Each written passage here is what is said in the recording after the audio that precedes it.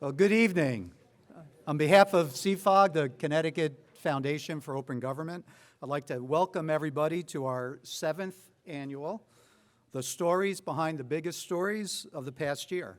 My name is Bill Fish, and I have the distinct honor of being the president of the Connecticut Foundation for Open Government. We are a tax-exempt educational organization dedicated to promoting transparency in state and local government. We run multiple events like this and multiple publications during the course of the year, all of which are consistent with our mission of informing people, educating, and promoting open government in the state of Connecticut. If you're so inclined, please feel free to make a donation on our website.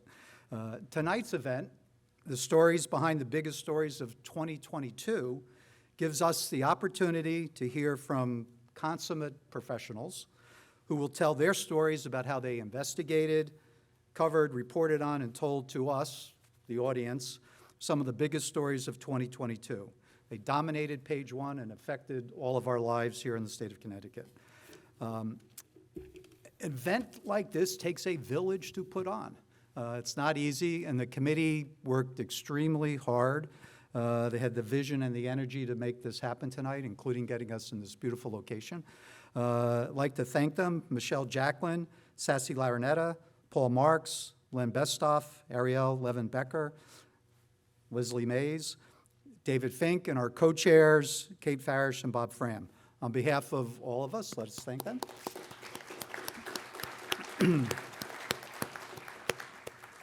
This is a hybrid meeting.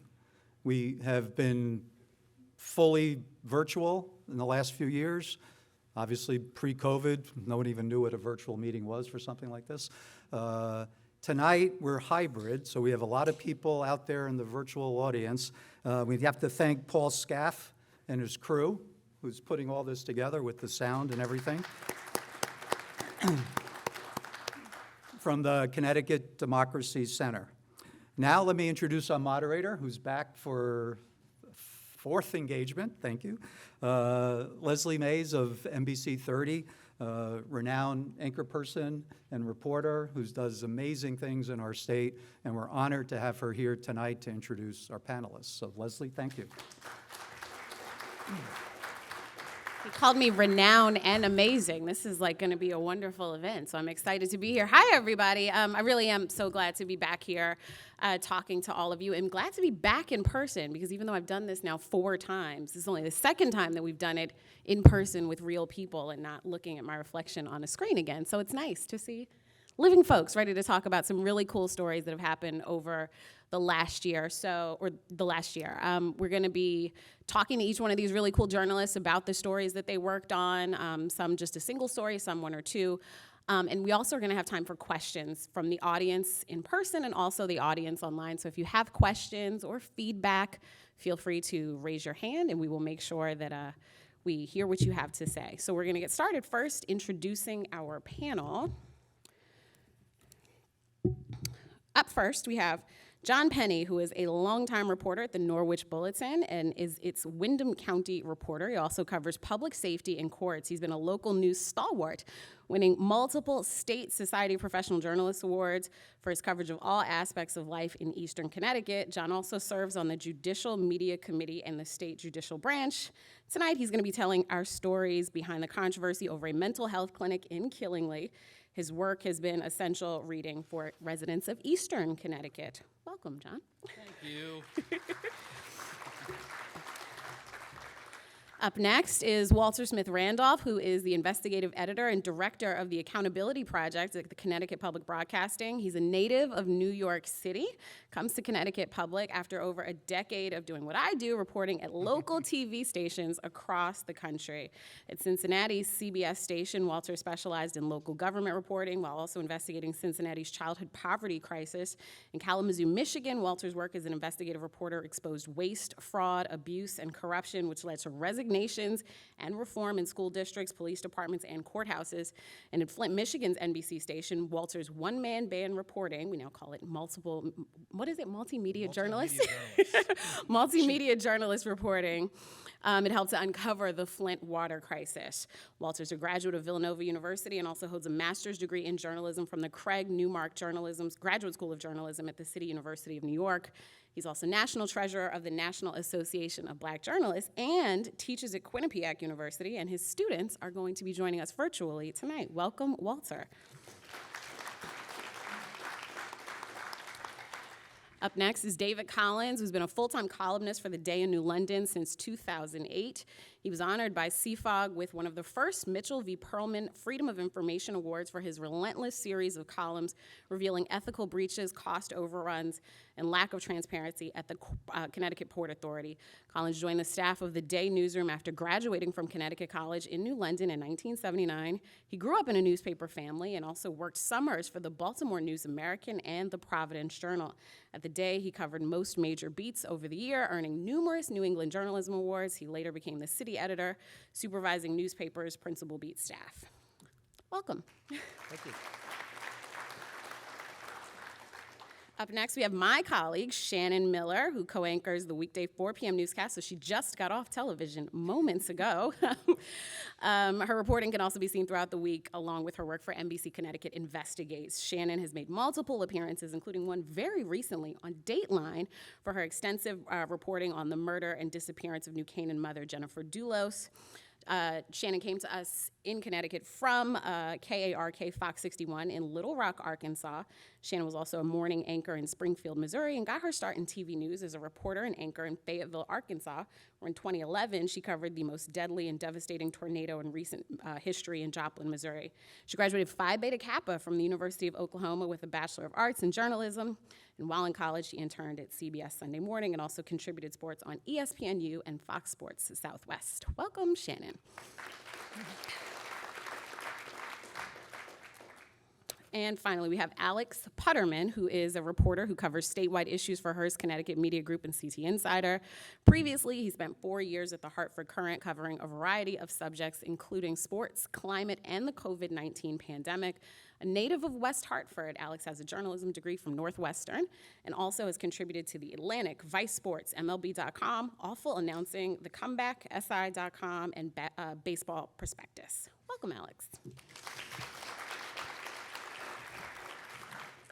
So we're going to get started now talking about the stories. My plan, the seating arrangement was a little bit different, so we're going to start actually in the middle with David Collins from The Day of New London. So you did some really interesting reporting on uncovering of ethical breaches and waste is the word I'll use at the Connecticut Port Authority. First, I just want to ask everybody the same question. How did you get the idea to get working on this story? Where did it all come from? You know, it's interesting. I was thinking about that driving up today. And, you know, the newspaper industry, we all know the news industry in general is contracting. And we struggle now always to decide what to cover and where our resources go. And there was this quasi-nonprofit that was starting to remake the State Pier in New London and the Port Authority. And so it was pretty low down on our newsroom list of priorities of things to cover. Then there was a guy who was covering all the meetings, though, really thoroughly. He was a sort of I guess in the old days you'd call him a gadfly, but he's now, he most recently ran for Congress. He's sort of taken this public interest in the Port Authority and really made himself a public figure. He's done a lot of civil disobedience. And he sort of came to the paper early on. He was paying attention, and we weren't so much. And he said, this is crazy, all these things they're doing. You should pay attention. And he was getting feedback, kind of the tips that normally reporters would get if they were covering a group, association like that. And he's passing them along. So one of my editors said early on, you know, you have to check this stuff out, which of course that sort of was the beginning, I guess, really. He came to us with things that he was hearing and seeing. And from there, it was just kind of, you know, good old reporting footwork and FOI and interviewing and paying attention and starting to really focus on it as an organization. And one of the things, too, that first made me suspicious about it all, he brought up the fact that they had published or distributed this diagram of what they were going to do to the pier, and it was this huge, amazing change in the city harbor and filling in these two piers, historic piers. So I remember I went to the organization and I asked for, clearly this diagram came from some engineering study, and it was going to be, this was how it was going to happen and occur, and there must have been costs associated with that and all kinds of things. So I asked for the study, and I said, where did this come from?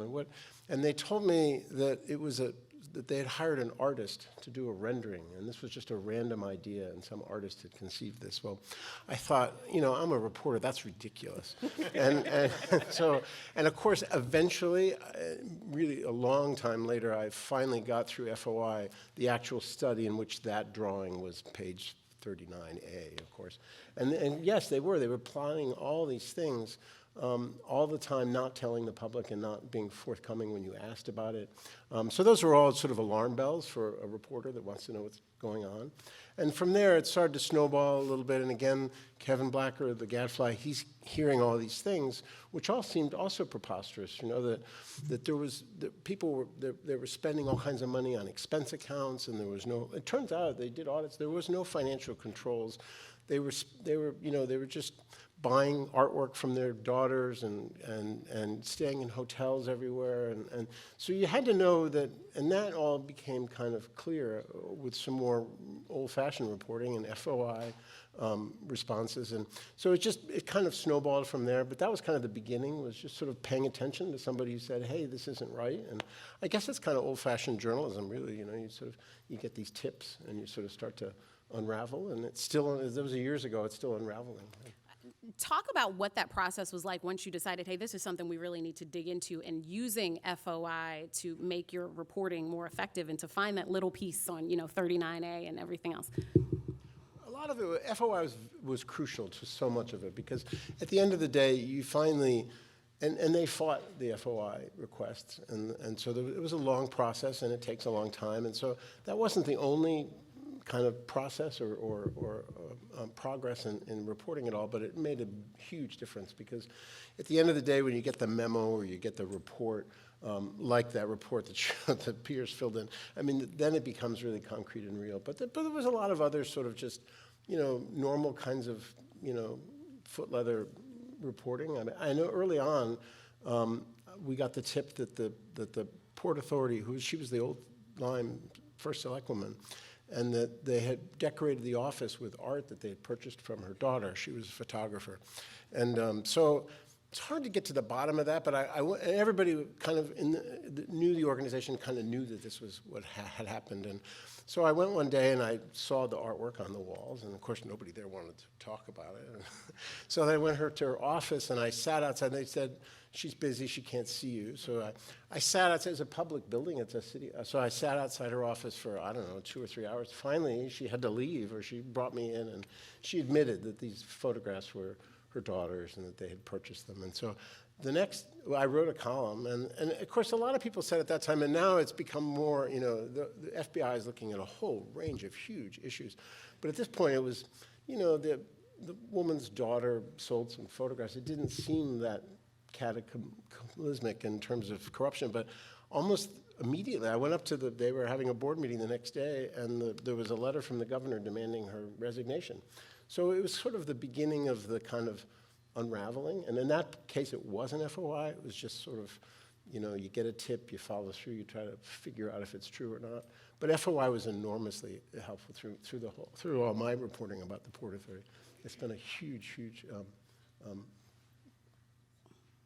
tool. You kind of said it in passing when you mentioned investigations, but mentioned the FBI. The fact that there are federal investigations that have come from this, a grand jury convening about it. Did you ever think that those things would happen when you got started on this? And also, what do you think that this has meant now legislatively? What do you think that lawmakers are thinking about as a result of your reporting? There was some initial reaction, and that's interesting. That's a good question, because, in the beginning, again, you're talking about, a couple $1,000s worth of photographs. Is it that important, And there was a lot of talk. People said, well, that's petty corruption. But, in the end, and I think what I've learned through all this process, too, is, and you have a hunch, too, that if they're doing that, then they're doing all kinds of other things that they shouldn't be doing and that aren't following rules. And that's become clear. In fact, these grand juries are looking at huge tens of millions of dollars in spending and contracts and conflicts and things. So indeed, there has been a lot more as it unfolded. But in the beginning, there was definitely this sort of pushback from a lot of people that, well, that's not really corruption. Who cares about that? But it's true. I think you get, it's like a dog with a scent, you begin to feel that there's more there. So I like that. Petty corruption. Those are. I know, right? What People is use that? I heard that word a lot. So do you think, in terms of what comes next, how does this continue, or do you think it wraps? No, I think, it's interesting. I don't know, I guess maybe I'm sort of naive, but I have a feeling, I mean, there's 2 federal grand juries. They're looking at not just at the pier, but tens of millions of dollars in school construction spending. I don't know, I guess I'm naive or an optimist, but I feel like at the end of the day, they're going to get to the bottom of a lot of this in a way that newspapers can nibble at it, but they have so much more resources and authority, and so I have a feeling that's kind of maybe where it's going to end up, that these grand juries and all this investigation by the FBI is going to sort of produce more than. And, it's been a little frustrating to watch, too, as this has unfolded. The General Assembly, and there have been some lawmakers who have been offended and angry about what's happened, and there was a series of hearings when some of the first petty corruption surfaced, and they were looking at how they were using credit cards, and literally there was no accounting on their books how this money was spent. It was really incredible. They'd have luncheons for themselves, and so there was a lot of anger in the General Assembly, and there were hearings, and even now, there was a great story recently from the Connecticut Mirror about sort of the manager hiring itself instead of other bidders for contracts. And now the General Assembly is looking at a bill that would prevent that from happening in the future, quasi-publics. But, that's locking the barn door after it's shut. So I'm frustrated, I think, a little bit that the General Assembly clearly sees a lot of these things, and they haven't,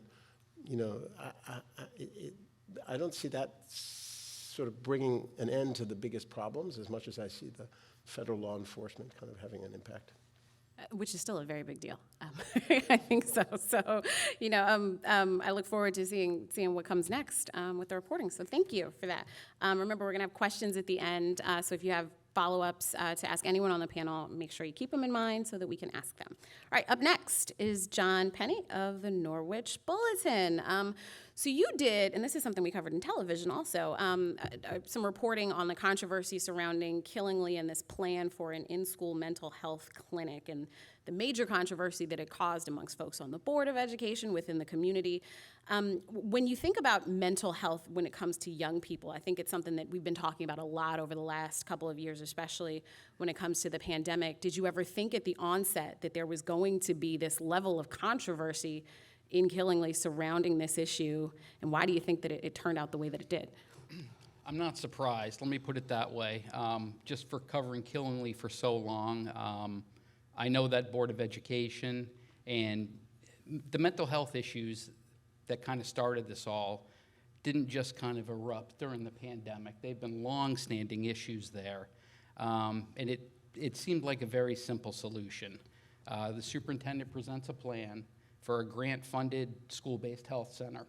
The district wouldn't have been charged. Board of Education voted it down 6-3.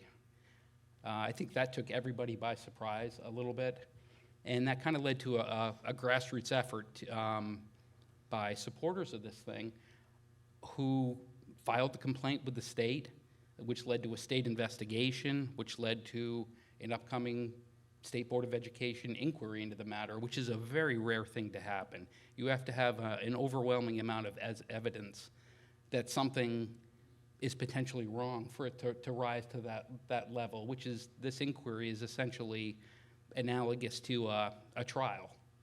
Witnesses, evidence will be produced, and it's an ongoing story. So this is something that's probably going to happen later on this month, I would anticipate. What is it that you think led to the controversy and the way that it's played out? That the idea that this health center was rejected without any reason given for it. some board members, from what I've seen, have kind of retroactively said, here's our reason for not approving this. It had to do with parental consent. There was a lot of culture war conversation going on. There was worries that somehow this center, which was designed to help kids with mental and behavioral health issues, was going to be talking about things like gender identity, abortion, things that really were never on the table in the first place. And it's kind of heartbreaking because you had a lot of kids showing up at these Board of Ed meetings, talking about making suicide plans, making self-harming. At least one of them came in and talked about preparing to kill himself as his father walked in. So you have all these stories. These kids are pleading for help, and they're not seeing anything. The board just basically rejected it without giving any reasons for it. And I think that hit home with state investigators. They issued a report. They had to basically investigate a complaint to decide whether it had merit or not. And I'd never read a state report like this. It was very blistering. They'd use words like systematic indifference, repeated failures by a Board of Education. It's not usually the language I've ever seen before in a formal report. So that was different. But this is also the same Board of Education who's come under scrutiny before. They reinstated a controversial Native American mascot years before. I think that's been covered before too. They vetoed an idea to have a COVID vaccine clinic in town. It's really a microcosm, I think, of what you're seeing around the country, with boards of education becoming kind of ground zero for a lot of these national cultural type of conversations. I think you quite literally took the words I was planning to say out of my mouth. That, yeah, I read your notes before I came in. No, but we are seeing around the country where no matter how small the community, very big issues are being debated. And I think we all know as journalists that if you can find one of those issues that is going to spark, that you can get some really interesting reporting. So for you, we're talking about stories behind the stories. Yep. What was your process in terms of getting folks to talk to you and on both sides or multiple sides of this big issue? I wish I had a sexier answer, but for me, it's I've covered Killingly in one form or another for probably more than 15 years. So I know that I don't live in Killingly, but I know that community. I've probably been working that community longer than most elected officials have held office in there. So I guess I have a certain institutional knowledge. I know the people. And it was a matter of going to the meetings, and then suddenly you'd get phone calls. I've already gotten 3 phone calls today from people. I've written so many of these stories here, but people just call after a while. And one of the oddest things about this thing was, I don't know how much of you all know about boards of education or town councils, but they're very insular groups. Generally, even though they're all elected officials, generally they're going to defer to a chairman or a head of a council. They don't usually talk because they're afraid of getting into trouble, but the more stories I've written about this, the more people are willing to go on the record, which was not what I expected to happen. I expected people to stop talking the more I kept writing about this. And so what do you, thinking about the fact that folks kept talking to you, how did you decide, okay, this is going to be the story of this day, this is going to be the story of that day? And also, how did you navigate between reality? I think when we find sometimes there's like reality and then there's stuff that people are kind of making up, especially on these issues where it becomes very emotional and it steps outside of the facts. Yeah, well, anytime anybody calls me, even if it's somebody I know they're not calling me because they like me. They're calling me because they have a point of view that they want to get across. So I always keep that in the back of my head, but a lot of times these calls were not for on the record anyway. It was a roadmap. They'd say, hey, did you think about looking at this? So, that would point me in maybe a direction to look, hey, how much is the district being billed for legal fees? Is there an email chain out there that I should be FOIing? just because there's so much going on with this story, you know, I could spend my entire days putting out FOI requests, but luckily I had people that can say, hey, this might be something you might want to look at.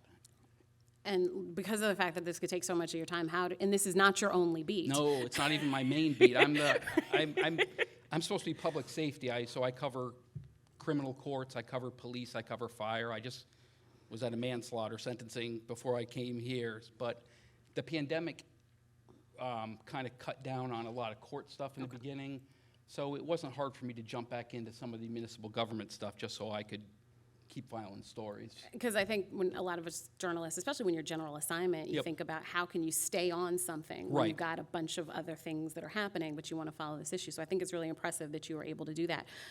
What do you think comes next?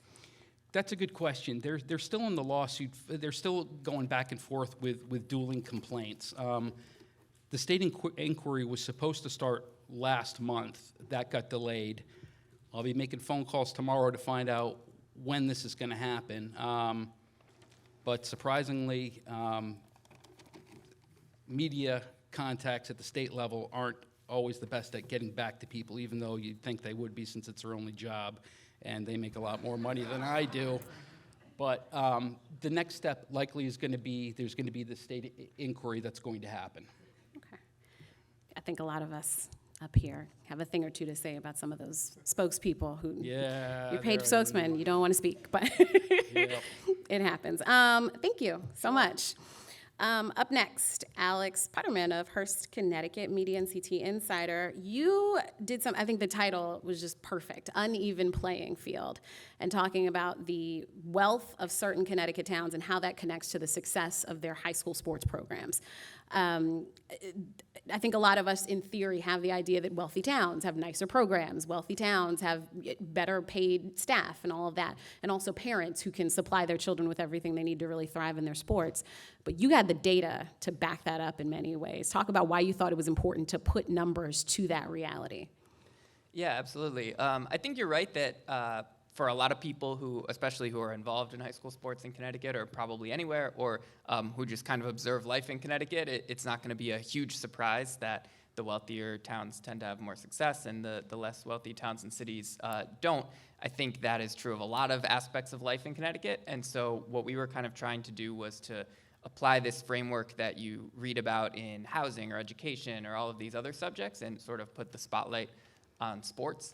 And I think the data component of it is really important because what is so powerful, I think, sometimes about data reporting is sort of putting cold, hard facts to more to a sense that people have or a concept that people think is true, but is it actually true? And in what ways is it true? And the deeper you look into the data, the more you can sort of see the contours of the issue and sort of begin to understand how exactly it works and why it happens. So from the first time that we sort of started working on this subject, data was always going to be right at the center of it for sure. I don't want to put you on the spot, but could you talk about some of the most notable findings that you had in terms of towns and resources and incomes? Yeah, absolutely. So the basic fact was we just found an undeniable correlation between the median household income of a town and how many high school sports championships the towns were winning, or the high schools in the town were winning. And that is sort of a proxy for success more broadly in sports. People from Darien thought I was picking on them. I'm not picking on them. They were just the town that kept popping up in the data. But so that was both the wealthiest town by median household income and also the town that had won the most championships. As you kind of went down the list, you saw New Canaan, you saw Greenwich, you saw, I think Wilton was up there. And it really kept on going. And then at the other end of the spectrum, the Bridgeport schools don't do particularly well by this measure. The Hartford schools often can't compete with some of the wealthier towns. Waterbury, in the 10-year sample we looked at, had never won a championship in any sport. New Britain was kind of down there. There were some exceptions. New Haven, some of the schools in New Haven have had some success. Bloomfield has had some success despite not being a wealthier town. But for the most part, there was a fairly strong correlation. And I'll also add that it varied by sports. certain sports, and I don't think people would be totally surprised, tennis and lacrosse and golf, and some of these other sports were ones where the wealthier towns were particularly dominant. And then you had a sport like wrestling. I think wrestling was actually the one sport where the average high school champion did not have a higher median household income than the state as a whole. And then boys and girls basketball were also down there. So yeah, but the bottom line was the data sort of made unmistakable what I think a lot of people sort of already knew, which was that the wealthier towns have certain advantages, and it sort of translates into sports. So this is something you followed for a number of years, and I understand through a number of roles. How were you able to keep the story as something you were working on, even though so much was changing and there was also a pandemic in between? Yeah, it's kind of a funny story. I sort of developed this idea with my then editor at the Hartford Courant, Dan Brecklin, and we were working on this in January, February of 2020. And, we sort of got the idea. I had started doing interviews. I was working on this master spreadsheet. It was sort of moving along. We had some momentum. And then, like a lot of things, that were planned for March 2020, didn't exactly go the way that was expected. I got moved on to covering COVID. And for the next year, 2 years, I was almost exclusively covering COVID. Meanwhile, Dan, who had been my editor, left to go to Hearst. And the idea was kind of still somewhere in the back of my mind, but it was well on the back burner. And then last May, I got hired at Hearst. The same month, Dan got a new role to be my editor. And one of the first things we talked about was like, remember that story from 2.5 years ago that we had been working on? Like, let's make that happen. And so from there we did, and I kind of recreated my spreadsheet and kind of kept chipping away at it and made it happen 2.5 years after we had the original idea. Which I think in the news world is remarkable, that you were able to keep it alive and bring it to print. What do you think, or why did you, in your reporting, what did you learn about the role that money actually plays in sports? You kind of touched on how some of the wealthier towns did well in sports that we think of as belonging to the affluent, if you will. What do you think was the connection there, or is the connection? Yeah, I think there are several explanations, and it's complicated, but I mean, most obviously, wealthier towns just have better equipment. They have, better, if not better, at least higher paid coaching, or maybe more coaches. And so, you talk to suburban towns, and they say, yeah, we got that. The machine that shoots the footballs at the wide receivers so that they can practice catching. And then you talk to a athletic director or a coach in a poorer community, and they say, well, we can barely even afford helmets. The machine that shoots the footballs is like a dream. It would never happen. So that's like a huge part of it, I think. Fundraising is a huge part of it. A lot of these programs rely on fundraising from parents and from community members, and if you have more of a fundraising base, you're going to be able to raise more money. And then there's also just the fact that this isn't true in all cases. Certainly, everybody has their problems, but on balance, a kid from a wealthier community might have some of their more basic needs taken care of in a way that allows them to focus on sports, whereas a kid who has to skip practice because he or she has to go take care of his younger siblings in the afternoon, that adds up. Or who can't play sports at all because they have those types of responsibilities. They have to work because their family needs another income. Things like that. Or off-season camps are a big part of this. Especially today, sports are full of these kind of not mandatory, but important camps that kids go to, and they cost a lot of money, and if nobody's going to pay for you to attend the camp, then you don't attend the camp.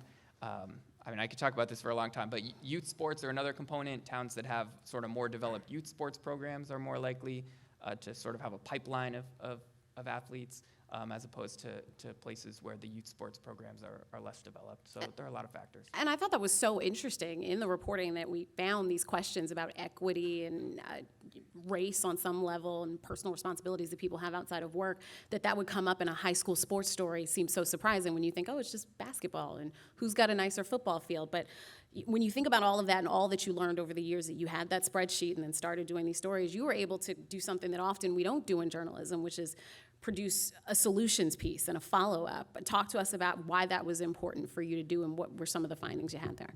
Yeah, I think anytime you do a piece like this, you want to give readers some idea of what could change. it's not my role to say what should change, but from talking to people involved in the issue, what are some of the solutions out there? And the solutions were varied. Some people have kind of small solutions like, what if we restructured the divisions so that the cities all played against each other, or they were in lower classifications so they'd have a better chance of winning championships? And then other people, say, well, you're kind of moving people around, but what if we, overhauled how education was funded in Connecticut and produced more equity that way? So you have sort of a wide range of solutions, from the more sort of specific and like sports focused to the sort of broader and more sort of societally focused.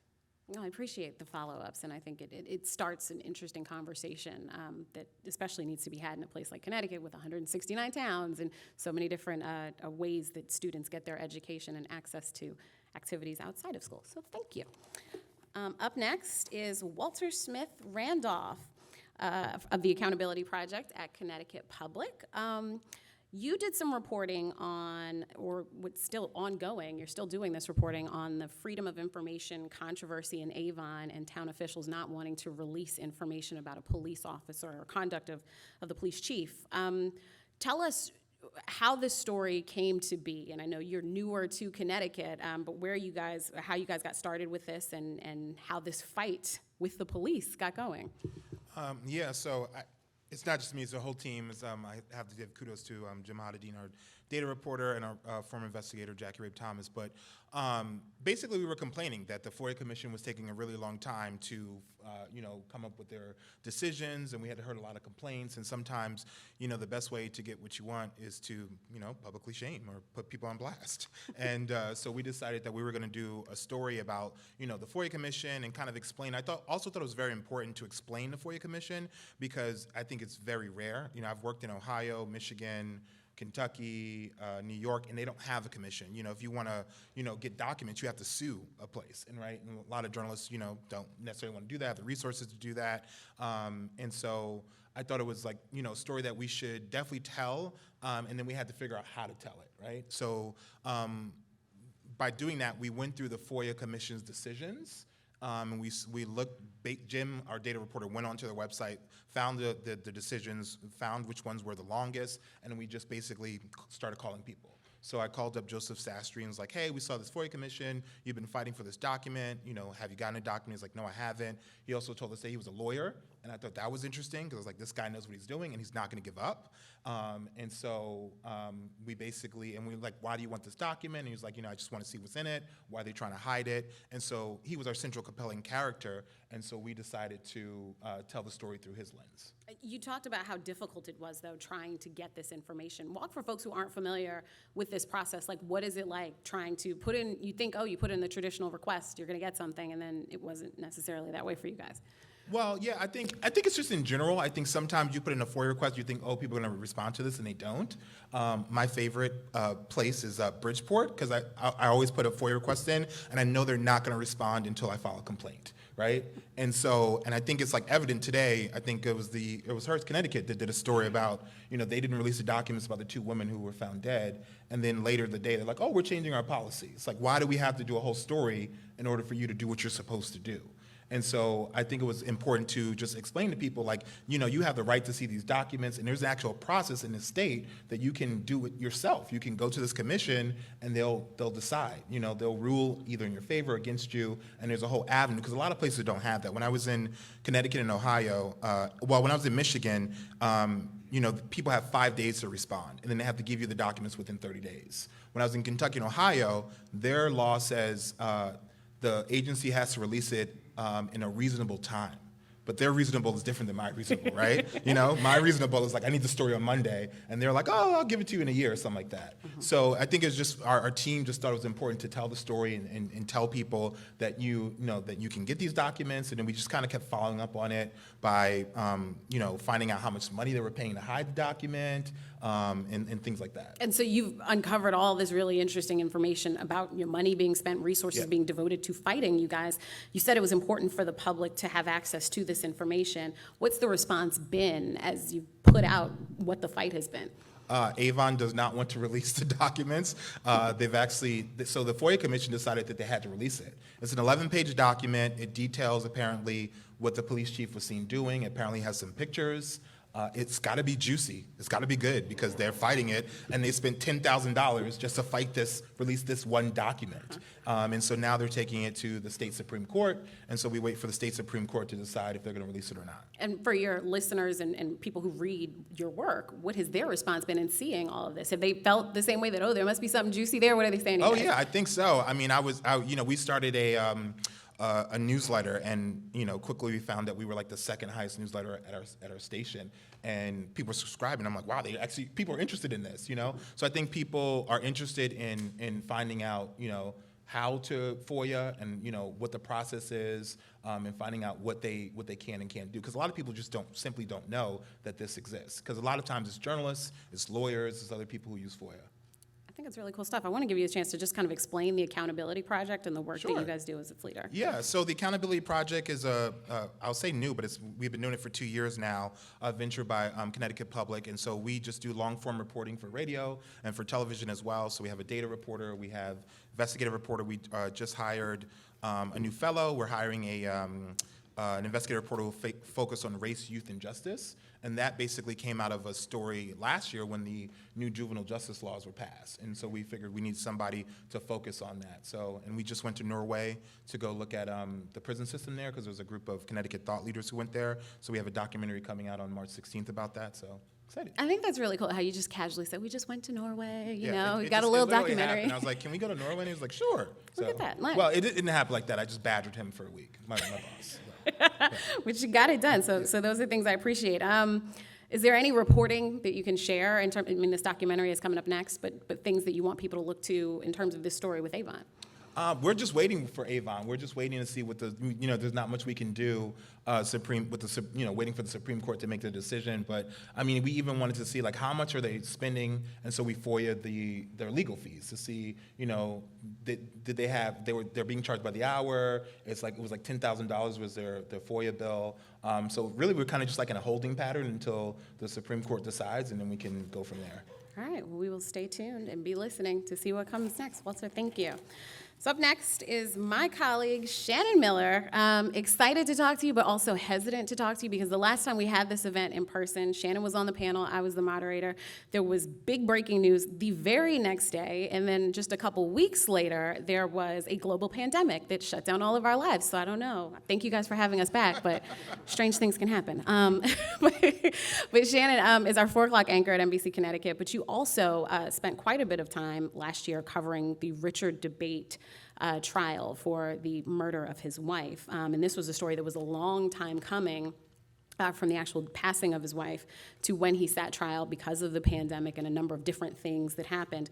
How was this something that you decided that you wanted to follow? And I should point out to everybody that Shannon did some really cool reporting on this and was on Dateline to talk about this, but was actually doing that while still our 4 o'clock anchor. So going to court every day, spending all this time watching the proceedings of the trial, and then coming back to the station to be ready for the 4 o'clock newscast. So really impressive stuff there. How did you decide that this was something you really wanted to spend the time on? Yeah, I think we start to learn, what sort of stories really resonate with our viewers. And a lot of times in TV, our demographic is the female audience. So what are these stories that really hit home for women?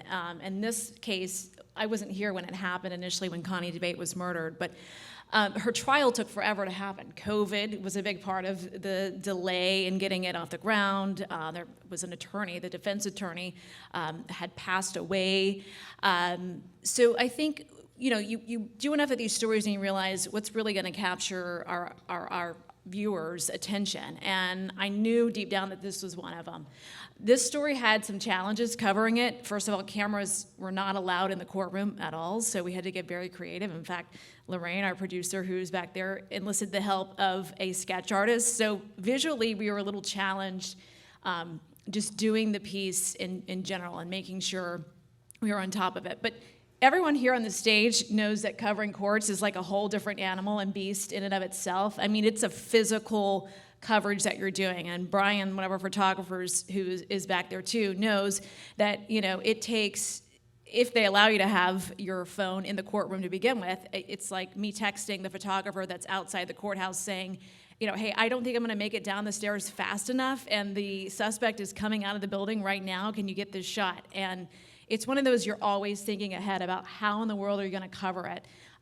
So I knew that this story, and I felt like this story was going to be important. This woman who, came home from the gym one day and was brutally, murdered by her husband, who denied it through and through. But obviously, the end result was that the technology that had a lot to do with this case, the Fitbit that she wore, really contradicted this timeline that he had. So I knew the story was important. I felt like it was going to be important to our viewers, but of course, this was like a 5-week-long trial, and I couldn't be covering it every single day, for 5 weeks long. So I was there covering it the day for the initial opening statements. I was there for the day that Richard Debate took the stand. And then I made sure and made time in my schedule to find time before our editorial meeting every day at 9:45 to have my behind in that courtroom to let people know, because sometimes your presence alone when you're on a story, whether you're able to talk to the victims' families or not, just showing up and showing you're there and that you have an interest in the story holds a lot of weight. Persistence is so key with what any of us do, and persistence in this case paid off in a way that I didn't even expect would. So, when you're covering these high-profile stories, you're really hoping, obviously, number one, I'm like, oh, it'd be really nice, to catch Richard Debate coming out of the courthouse one day to see if he'd say anything. So, you talk with them in the hallways. Those are sometimes moments that you're like, okay, we'll just see if there's any sort of interest here that they would want to speak. Usually their attorneys don't want them to say anything, which is probably wise. But we try. So, once we leave the courthouse for the day, we're calling the photographer who's out there, and we're like, we're all leaving, we're coming down. You try to get a great perp walk, which in the TV land, that's like gold. So you can put it up on the big promo at night. Like, we've got this promo, and we're covering it. We're, in their face. But really and truly, you only have like a few seconds sometimes to talk with someone coming out of a courthouse, and that's if they're out on bond. And if they're not, they're taken into the Sally Port at the courthouse, and you don't have any chance to speak with them at all. So, my pie in the sky interview would have been a sit down with Richard Debate. Second would have been, speaking with Connie Debate's family members, who throughout all of this had been very tight-lipped, and understandably so. Everyone deals with grief so differently, and some families are willing to speak about these terrible tragedies that have happened to their loved ones, and some of them aren't, and that's totally okay. And I'm not there to, make anyone uncomfortable with what they don't want to share. But so didn't get Debate, didn't get the family until the last day. They did a final, a speech outside the courthouse steps and spoke for the first time. But that was everybody. Everybody had that, right? So it's like, okay, it wasn't anything unique to our coverage. But what happened the following day was we obviously, doing our due diligence and doing the legwork that it takes sometimes to get a little bit more information, had called judicial to see could we get a list of the jurors that were on the case. You try everything that you can. You miss 100% of the shots you don't take, and that's kind of my approach to getting big interviews. It's like you're never going to get anywhere close if you don't even try. So we got the list, and we put the request in for the list. But it wasn't until the next day, I believe, we got a call in the newsroom on our assignment desk. Stephen Rosenbaum, who is just such a hoot in himself. Our dear associate. Yes, yeah, our associate. Stands up from his desk and he's like, "You phone right now." And that could be anything coming from Stephen. Like, who knows what's calling? Like, I don't even know. So he hangs up the phone. He was like, the lead juror from the case wants to talk to us. And I was like, what? I don't even know which one that was. And he said she saw, that we had made a conscious effort and tried, our best to be there throughout the trial. She saw us sitting, in the courtroom throughout the trial. And for her, apparently, she had been told by the court system that, eventually the jury list was going to be released. And she didn't want to have to do, have 5-6 different interviews. She wanted to do an interview with the station that she saw was committed to the story and that would understand it from start to finish. So I think we rolled out the next day to do a sit down with her at her house. And what she was able to do, first of all, she was like TV dynamite, like our promotions team was like, drooling over just the fact that she was such a powerful voice to bring us behind the scenes. It's so rare that we get to hear a juror tell us like how they came to their full decision, because they go back behind, the closed doors, and they could be there for hours, and it's like, what is going on in that room? And how long does it take them to come up with their decision? How did they come up with the decision? And for them, it was really cool. We got to see and hear from her that it really came down to like this timeline of the technology. But I think it's just one of those examples in our line of work that just persistence really does pay off. And that's probably with a lot of different industries, right? Just showing up will get you far. And I think in this case, it showed like, okay, I think my gut was on the mark on this one. It didn't pay off again exactly with like the big Get interviews I had wanted, but Dateline didn't get them either. So. But I think it is important that we say that you were the only person to be able to talk to a juror because of that, and the fact that I think they called us, that really does say something about that notion of persistence. You mentioned Dateline. What was it like? Because their producers were also in the building, and as producers, we don't see them. They're not the ones who front the stories, if you will, but they were there in the courthouse, probably, I guess, on some level, as much as you were. And I know that you guys were in close communication working to try to make sure they knew what was going on, and they were telling you what was going on when they were there and you weren't. Yeah, so I've had a working relationship with Dateline. In my previous market, I got a sit-down interview, jailhouse interview, but was exclusive. And that's a different story in Arkansas. They banned jailhouse interviews after that, but that's another government issue we won't talk about. So I've had a working relationship with them throughout the years in helping provide kind of boots on the ground coverage, because these folks, I mean, they work at 30 Rock. They're not in, smaller town America. They want to know like what this case felt like for the people living there. So, and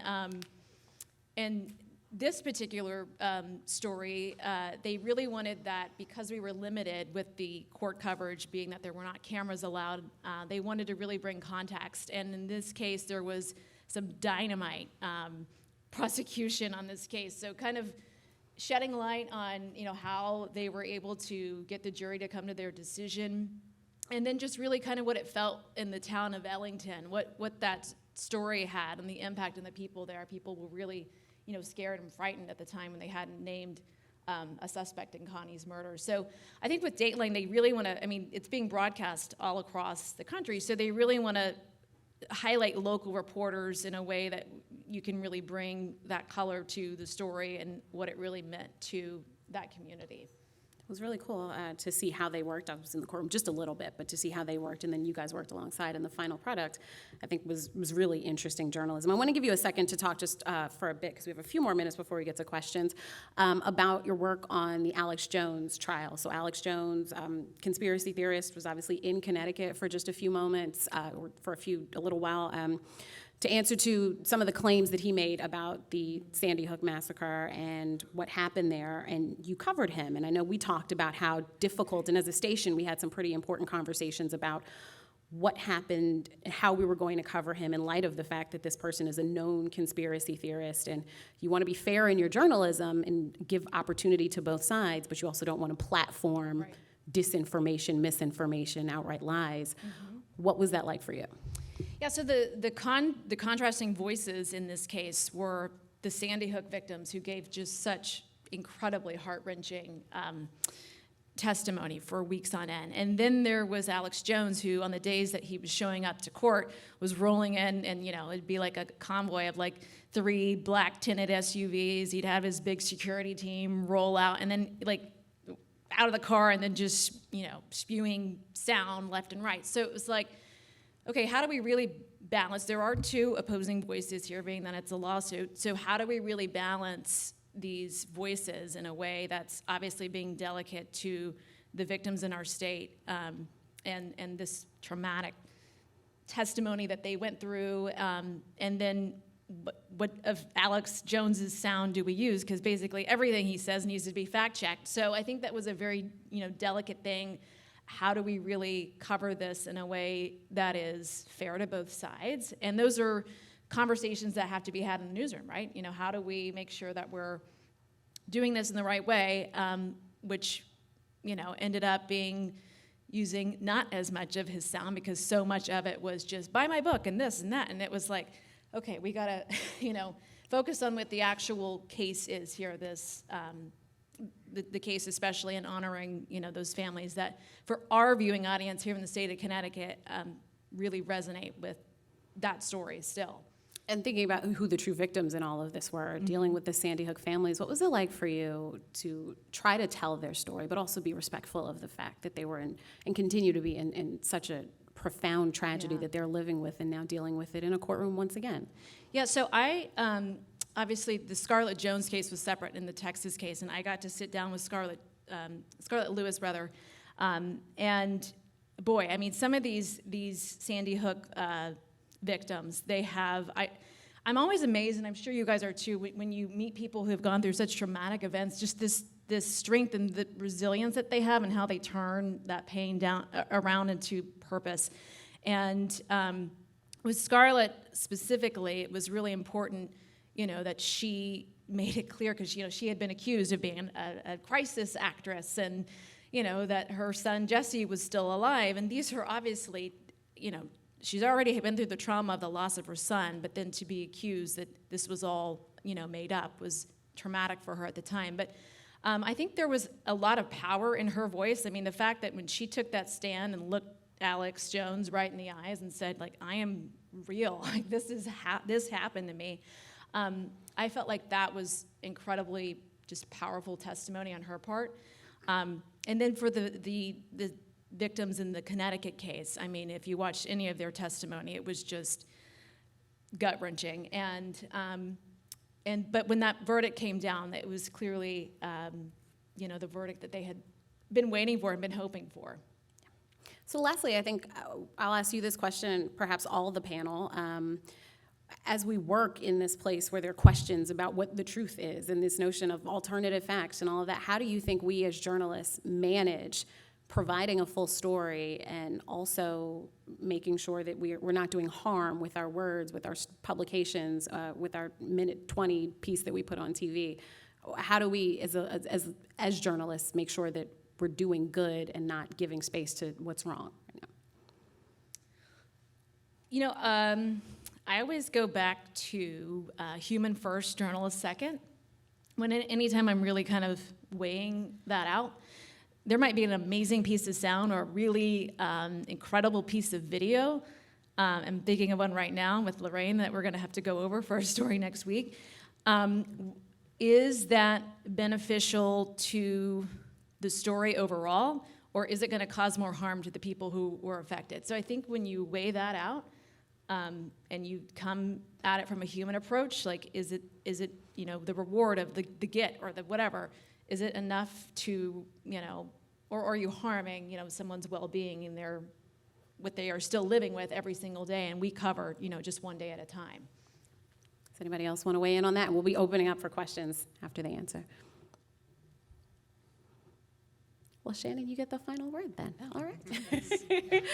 So that does it for my portion of this, but we now are going to take questions from the audience and then from our virtual audience.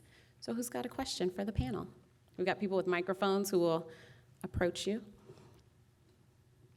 We've got a hand over there. Yes. Yeah, they're coming to you with the mic. Hi, I'm Anaya. This is for Alex. I'm curious to know, did you know how privately funded schools place when considering the athletics and highly funded schools correlation?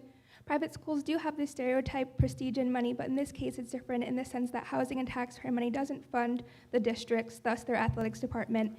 So what do the statistics say about athletic departments in private schools and their performance? Yeah, that's a really good question. Thank you for that question. There's no doubt for people who know about sports in Connecticut that a lot of the private schools do very well, and they have an ability to attract top athletes in a way that public schools typically don't. For my work, I sort of took private schools out of the data because I was trying to see, specifically, what it meant for public schools, because of course, just because, for a private school that is in Waterbury or something, the students there are not all going to be from Waterbury. They're going to be from all sorts of towns. Although I will say that something we've heard since the publication of the story is, people talking about how I actually just spoke to a group of kids at Central Connecticut the other day, and one of them was talking about how where he went to school in Middletown, a lot of the best athletes went to the private school.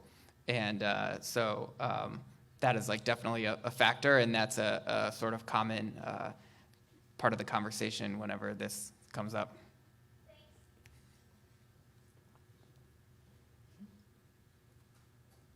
Ronnie has a question. I'll ask a question of Alex too, and I wondered this when I read your story. So here in West Hartford, as you know, we have 2 public high schools, plus Northwest Catholic, plus Kingswood. And I just wondered if when you looked at the data, if you looked at whether or not the dilution of the population among several schools made a difference in the success of those teams. Because you look at like Glastonbury or Southington or even Greenwich High School, it's one big school for the town. That is also a good question, and when I was in high school, people always used to complain that Glastonbury had an advantage because their school was bigger. Theoretically, that should be, without getting too into the weeds, theoretically that should be mitigated to some extent by the fact that in high school sports, the schools are grouped by school size. So, a school from a little town that has, 500 kids won't be competing for championships with Glastonbury or even with, Hall or Conard here in West Hartford. So I think you're right that, within those divisions, it certainly would be an advantage to have slightly larger student bodies and therefore, more kids to draw from. But I didn't worry about that too much in the data analysis just because, theoretically every school in, say, Class M, the medium class, should be competing against schools of a similar size.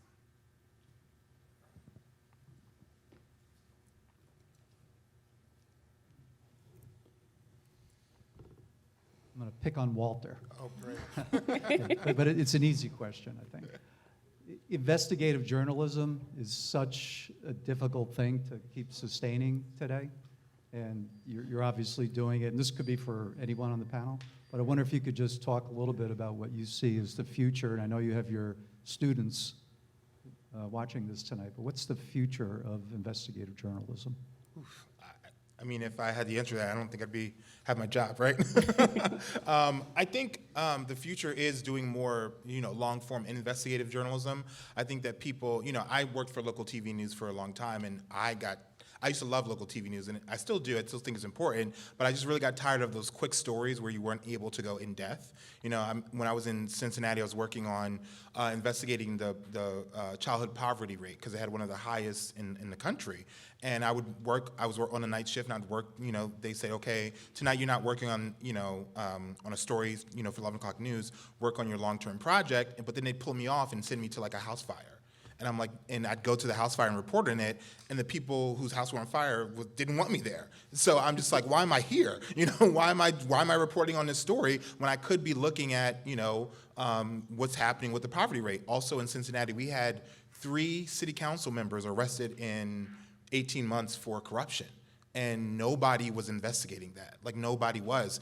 And what I'm finding is that I think a lot of, even with my students, like, they obviously don't sit down and watch the news. Sometimes they don't, they don't have a favorite newspaper, but everything gets aggregated. And so they're not really concerned about where they're getting their news from. They're concerned about getting the best news, right? And so I think people want to see more investigative journalism. It's out there. People want to hear it. Like I told you, I was surprised when our newsletter and they told us like, oh, you have thousands of subscribers, and I'm like, who's reading this, right? But there's a thirst for that, and I think especially after the 4 years of our last president, I think people were like, journalism is important, right? There needs to be people out there, digging for the truth, telling the story, and finding out what's going on. And I think, again, people are moving away from their favorite TV, station or their TV anchor. No offense to anybody, but you're my favorite. But I think there's a real thirst out there for people that want to, want people out there telling the truth. Your question was like, how do you tell the truth, or like what's, I think that people are like, there is truth, right? Some people just live in an alternate reality. right? But you can't, but because they live in an alternate reality and you want to be fair, doesn't mean necessarily you have to elevate that, right? So just because Alex Jones says it doesn't mean that we have to air it. And I think a lot of newsrooms are having those conversations, and I think people are very aware of that too. You know, especially now, you know, before people wrote in letters to the editor, but now they just go on Twitter and they'll blast you. Or they'll just like go into your inbox and be like, why did you air that? Why did you put that up there? You know that that's not right. You know that you need to dig deeper. And so that's what I'm seeing. Okay. Oh, Sassy's Dave- got a question. David, can you share your experience arguing before the FOI Commission and some of the reasons you were given for not receiving documents that were clearly public? Well, I've had a lot of appearances before the FOI Commission. I think someone there called me a frequent flyer. And, you know, I have to say I have great respect for the Commission, and I've lost some cases, and it's frustrating. And, you know, like anything else, you know, you want to take it out on them at that moment.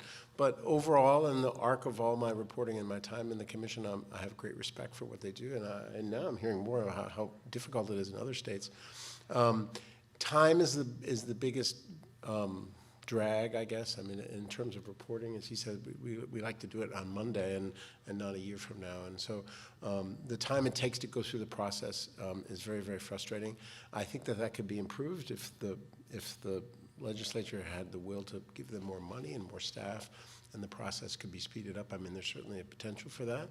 I don't know if there's enough will for that. I think that there's probably the contrary forces of the legislature and the decision makers who at the end of the day are not always so happy about transparency and maybe are just as happy to see the system move slowly. But it's a good process, and I've had some good experiences, bad experiences. I'm always surprised how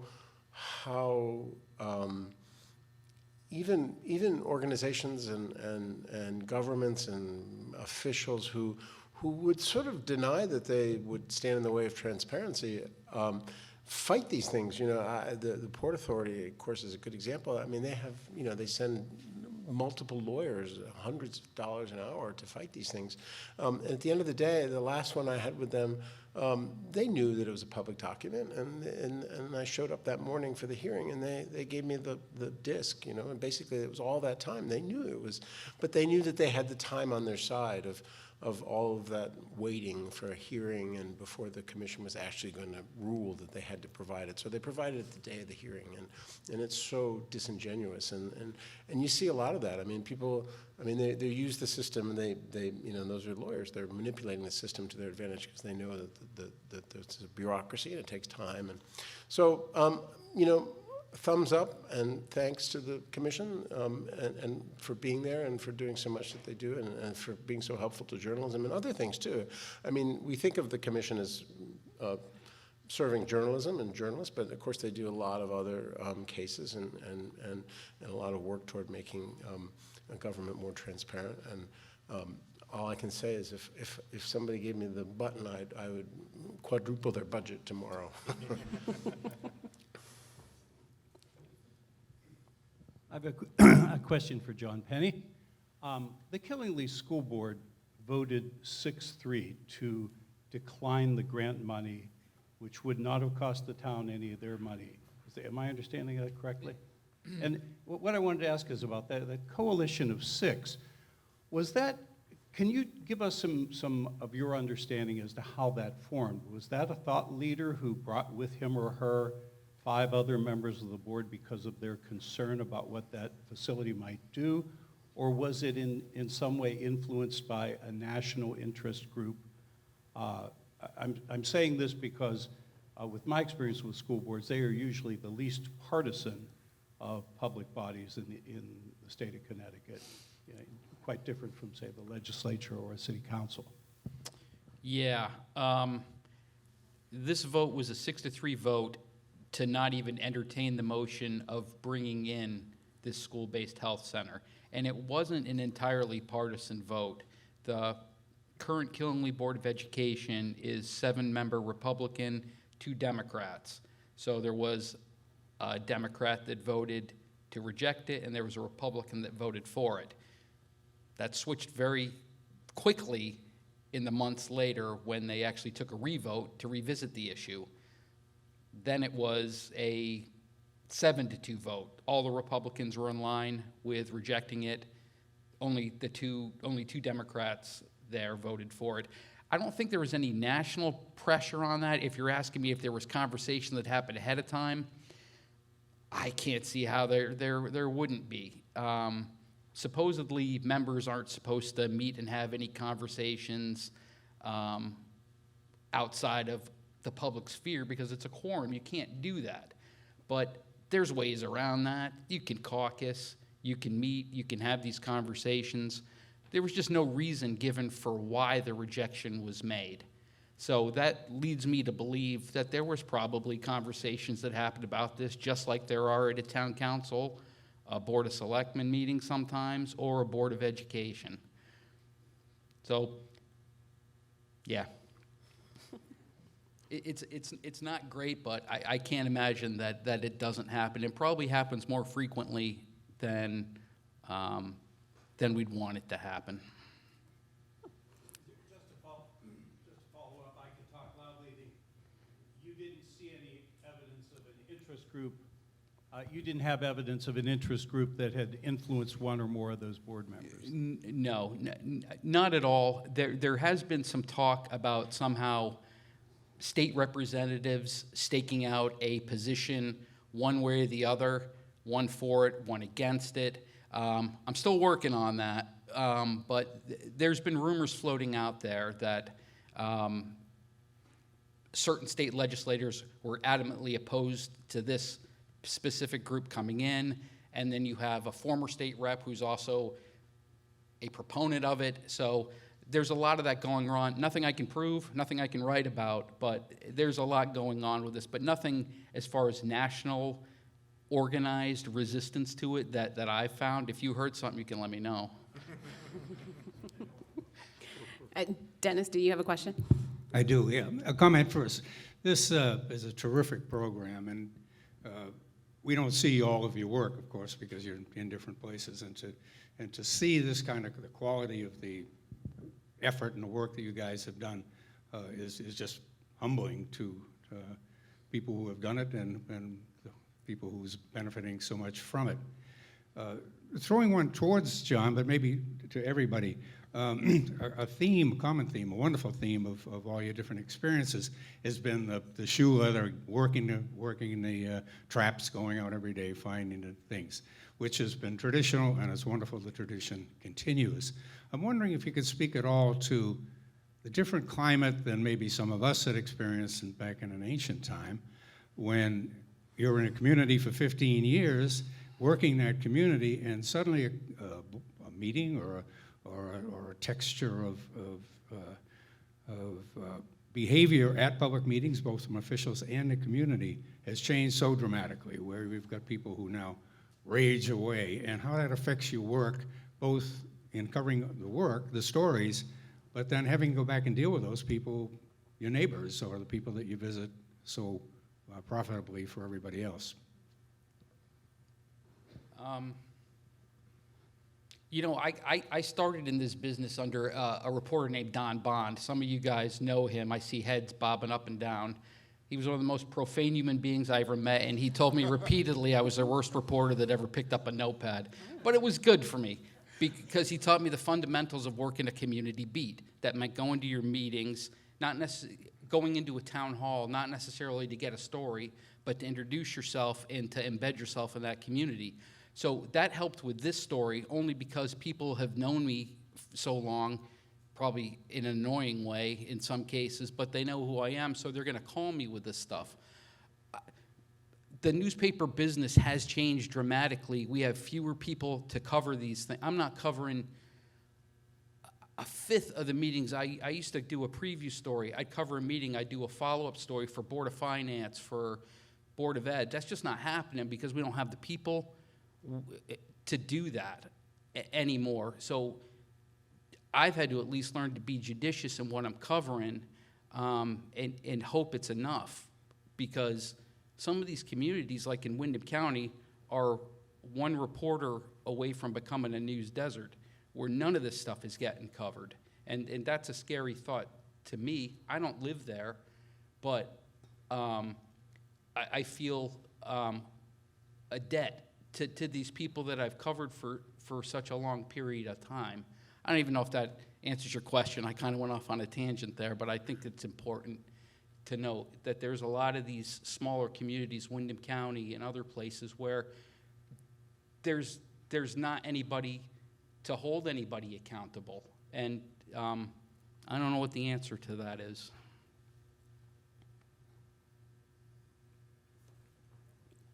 We've got another hand here in the front. Oh, Hi. in the back. So my question is about the Avon story. You noted that they are fighting the FOI request to the tune of $10,000 to date. And I just wondered who approved that budgetary commitment? Was that actually the police department, or did the town council of Avon say, our position is we need to ensure this document doesn't see the light of day?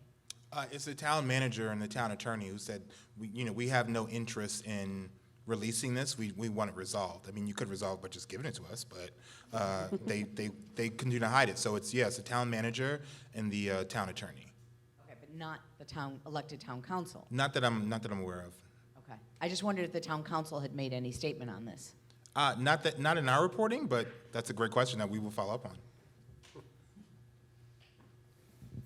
Here in the front. Good evening. An observation. First of all, John, I knew Don Bond.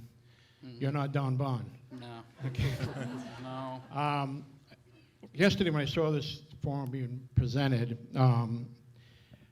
I'm not running from anything, guys. I'm not running for anything. Make a note of that. I was in public life a long time, and but I felt I wanted to come out here and listen to Dave and to John because Northeastern Connecticut. Channel 4, Shannon, Leslie, I watched that a lot. And so I told my wife, I said, I want to go to this thing tomorrow night because I'm going to meet some personalities. And I want to listen to what it's all about. And echoing what you said, that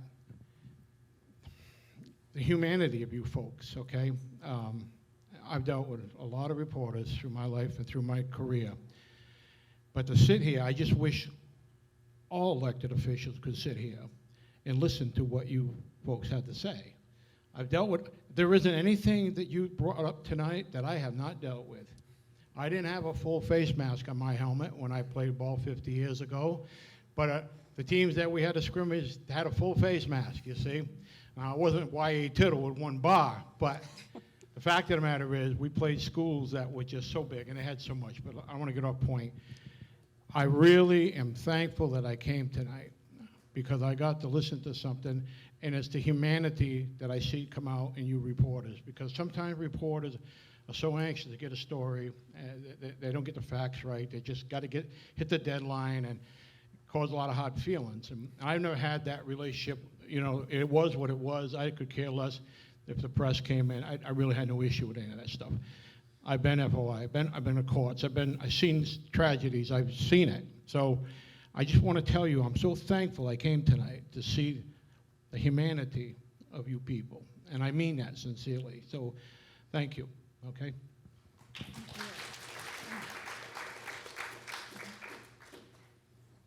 NBC Connecticut's Len Bestoff, Chief Investigator. I've got a question. Trying to work a mic. There we go. Question for Walter on the Avon case. What are they still fighting? In terms of, the way I understood this from your reporting was that they're claiming attorney-client privilege. Yep.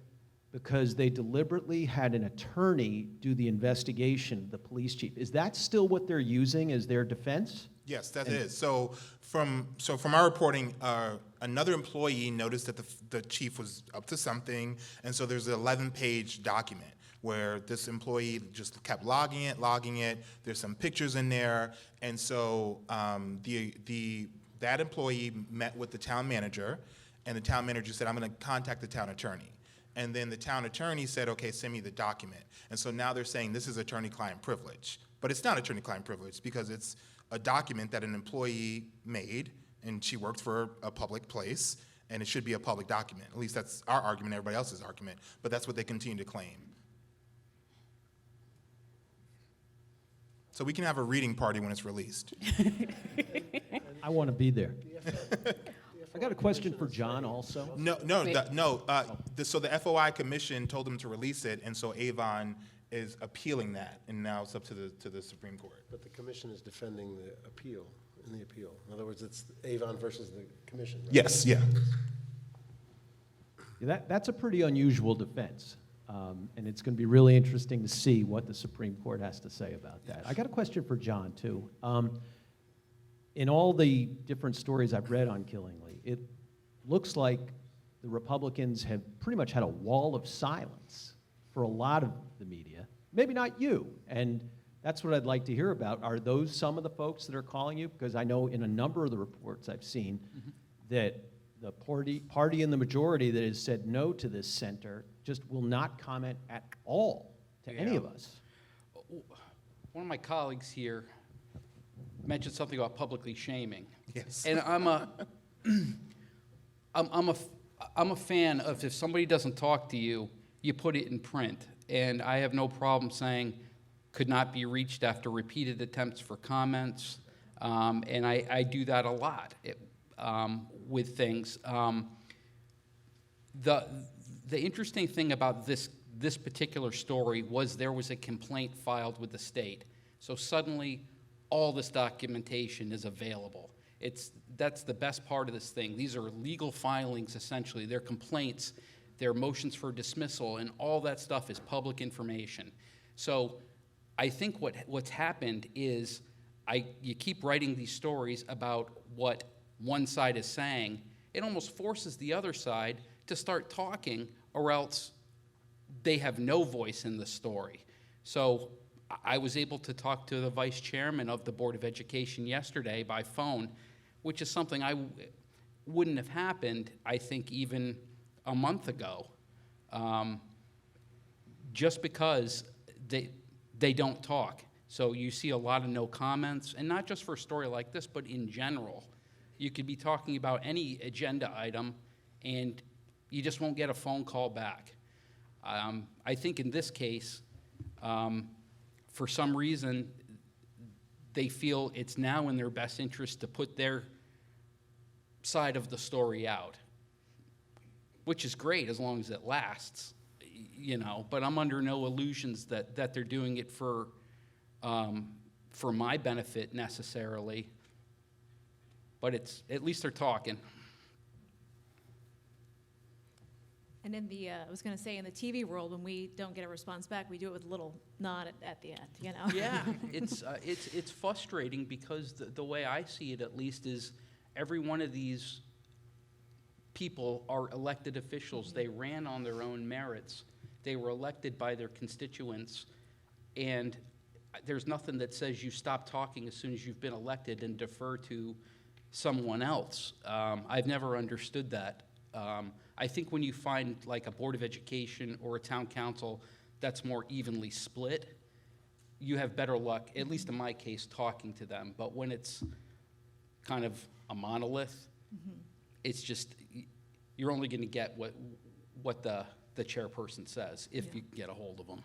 I don't know if you guys ever find this. Sometimes it's like you're waiting to hear back from one certain official, and then my colleague will ask another question about something else, and I'll see their response, and I'm like, well, clearly the email's working, and the phone's working. You just don't like what I'm asking. Yeah, and the hope is that the whole idea of publicly shaming maybe, and I do it with state police a lot because they're the worst.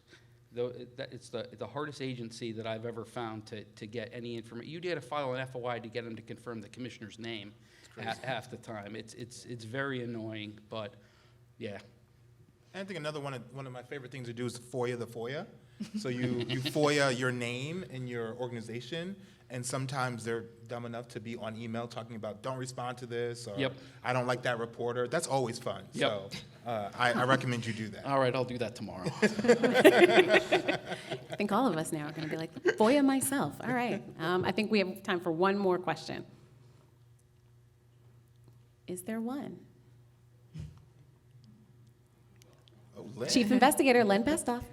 So Alex, on this sports story, I loved your solutions piece as the follow-up. What kind of feedback, if any, have you gotten on that? Because I've got an idea. Well, I'm always open to ideas. Lay it on me. No, the feedback on that whole project, and this actually gives me a good opportunity to shout out Joe Morelli and Michael Fornabeo, who did another piece about the same subject that was sort of part of that package that was really good.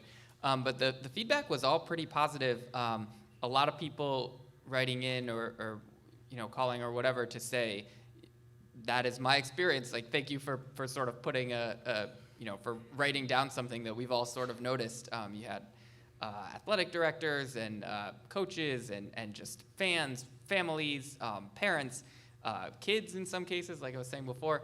And that was actually sort of how the solutions piece sort of came about in a way. It wasn't hard to find people pitching solutions because they were everywhere. So I'm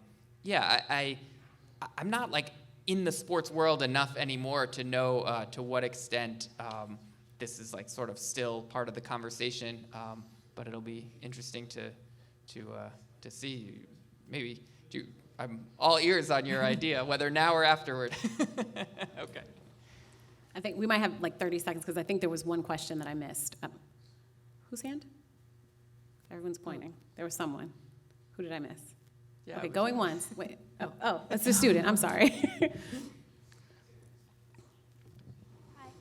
This could be for anyone, but I was wondering if anyone thinks the rise of multimedia journalism makes it harder for reporters today. I mean, you're doing so many jobs other than investigating and reporting. You're being a videographer, and I don't know what else multimedia journalists do, but does that make it easier, or does it make it harder or easier in the sense that you're independent and you get to do your own thing as a multimedia journalist? It's easy for me because I take horrible pictures. When I worked in TV, it was a lot because it was like 2 tweets a day, 2 Facebooks a day. You got to do a package, a VOSOP for the morning. It's like there was a tweet the other day I saw that said, in the TV world, how many of you actually have a lunch break? And everybody responded, like, what's lunch? What's lunch? Right? Because you're just constantly, I mean, it's just the demand, right? And so I think that's something that I think journalism, some places are getting away from, is not demanding so much, because it's, when you demand that much and you're turning that much, it's sometimes not good, right? And so you're seeing some places say, okay, maybe, and especially now, like maybe we shouldn't be on Twitter, like maybe that's not the best place. So I think it depends on the outlet, but it can be a lot more difficult just because there are so many more demands on you. At the same time, I would say for students, the more of those skills that you have, the better equipped you are. I wish I took a photojournalism class in college.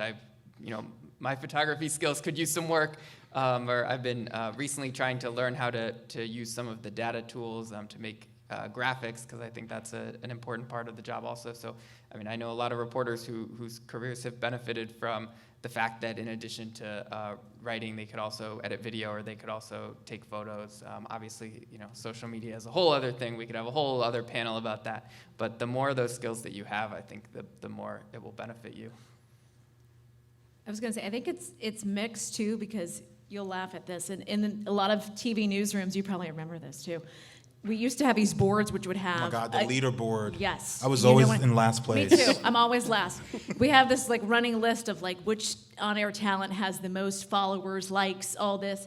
And usually it's the like selfie, that gets the most likes, which has no journalistic really integrity behind it at all.